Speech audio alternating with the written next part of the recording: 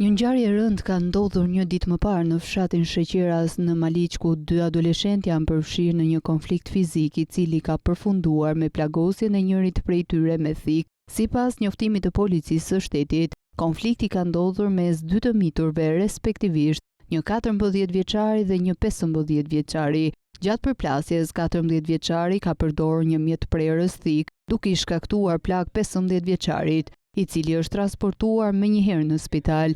Fatmirësisht ai ndodhet jashtë rrezikut për jetën dhe po merr trajtim mjekësor të nevojshëm.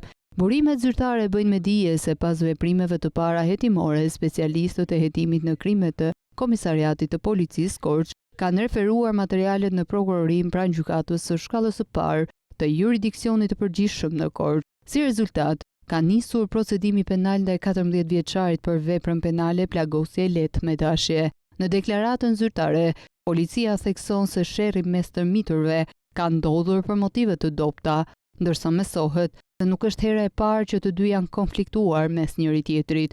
Hetimet vijojnë për të zbardhur të gjithë rrethonat e ngjarjes, ndërkohë që autoritetet janë të angazhuara në trajtimin me seriozitet të rasteve të dhunës mes të miturve.